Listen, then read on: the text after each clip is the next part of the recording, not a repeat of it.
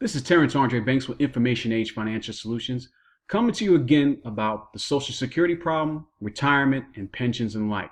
Today's focus is going to be on Social Security.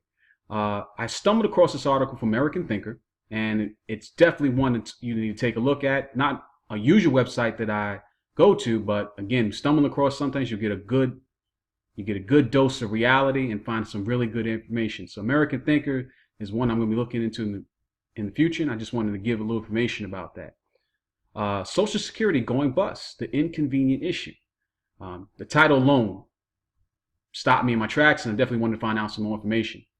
Let me read a little bit from the excerpts from the article itself. Buried down deep in Friday's afternoon news dump is the inconsequential news that Social Security is about to go bust, a lot faster than anyone had predicted earlier.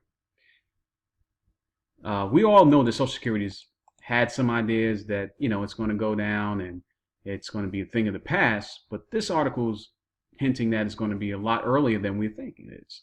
Investors busy daily sums of the coming fiasco pretty well. The Social Security report finds that the trust fund will run out of money in just 17 years. The news only gets worse from there.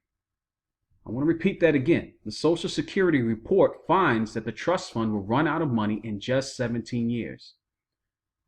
The program's underfunded liability over the next 75 years is now $12.5 trillion, which is up from $11.4 trillion last year and $4.7 trillion a decade ago. In other words, Social Security's long-term unfunded liability has increased by 166% in the span of 10 years.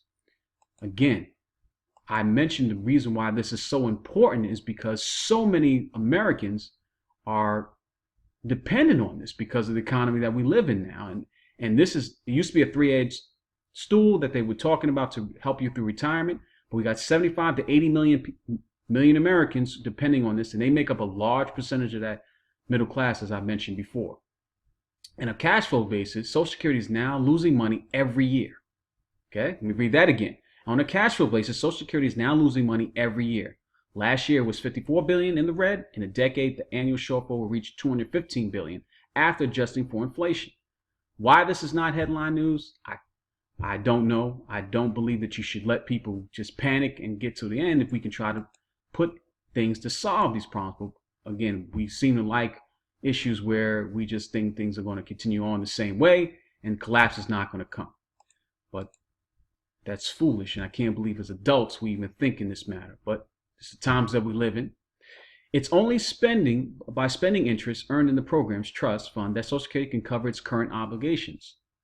I didn't read that correctly. It's only by spending interest earned in the program's trust fund that Social Security can cover its current obligations. But remember, the trust fund is comprised entirely of Treasury debt.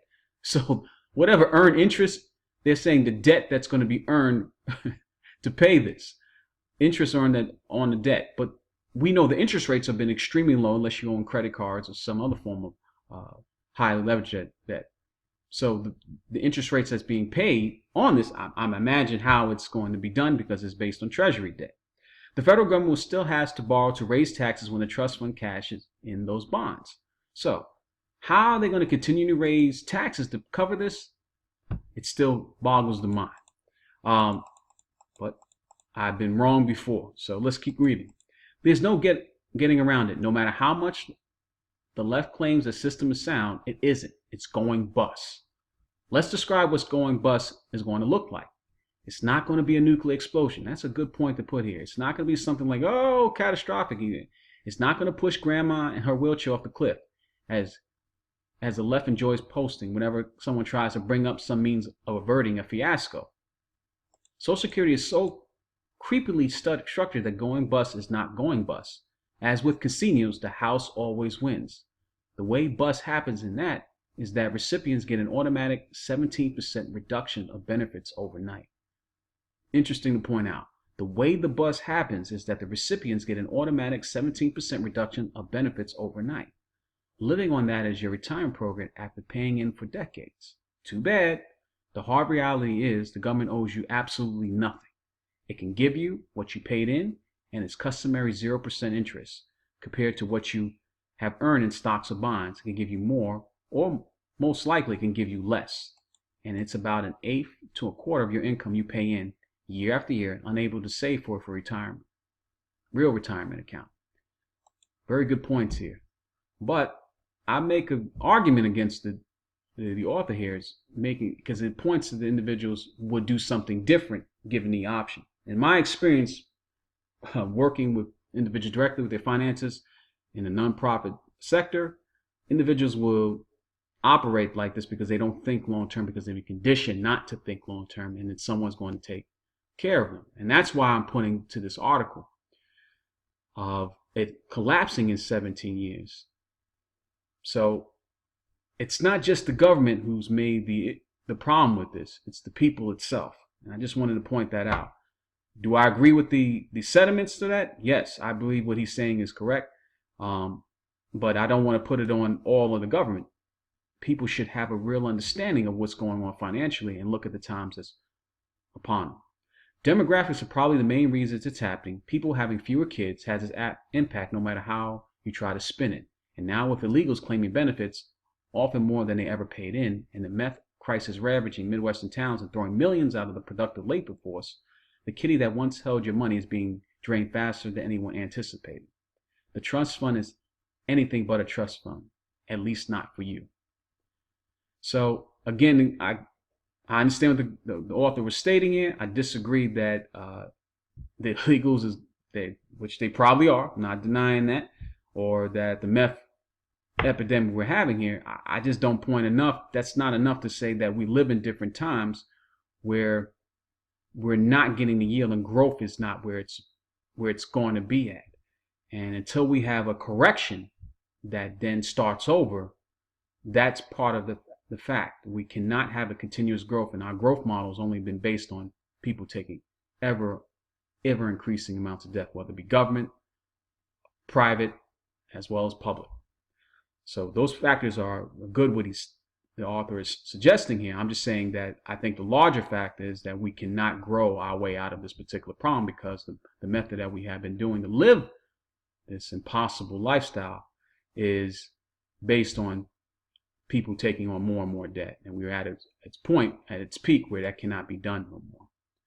The whole issue was disgracefully ignored during the 2016 presidential election, as well as most elections before that one, with political consultants calling it the third rail of American politics, as if the truth is too painful. It is too painful. That's why they don't want to talk about it. There remains as ever one proven way out of outside slash benefits, and politicians blame the other party as it happens. It's called the Chilean model. Now, I'm not going to go into this with the Chilean model, but he gives an adage here to read the whole story, because he said that in Chile, they were able to fix their private savings account for retirement by making it private instead of public. And if you click on that link here, probably, and do some work here, finding out, which I've done, I clicked on the link and it brings you have to dig around a little bit, but it does tell you a little bit of what Chile did to fix their problem.